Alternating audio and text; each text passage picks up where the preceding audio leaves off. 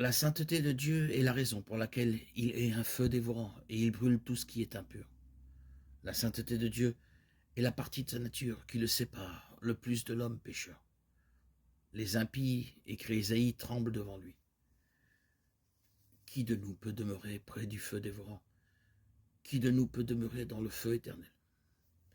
Ésaïe répond à cela en disant que seuls les justes peuvent résister au feu dévorant de la colère de Dieu contre le péché, car le péché est une offense à la sainteté de Dieu.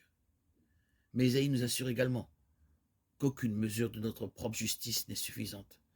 Ésaïe 64, 6. Il y a plusieurs incidents dans lesquels la colère, le jugement, la sainteté ou la puissance de Dieu sont manifestés par le feu du ciel. Les fils d'Aaron, Abihu et Nadav furent détruits par le feu lorsqu'ils offrirent un sacrifice profane, un feu étranger.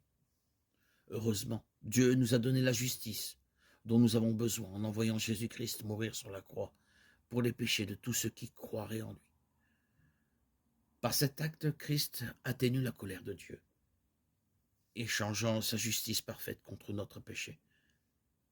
Celui qui n'a point connu le péché, Dieu l'a fait devenir péché pour nous, afin que nous devenions en lui justice de Dieu. 2 Corinthiens 5, 21. Toute la colère de Dieu s'est déversée sur Jésus, afin que ceux qui lui appartiennent n'aient pas à subir le même sort que les Assyriens. C'est une chose terrible que de tomber entre les mains du Dieu vivant. Mais nous n'avons pas à craindre le feu dévorant de la colère de Dieu si nous sommes couverts par le sang purificateur du Christ. Hébreux 10, 31.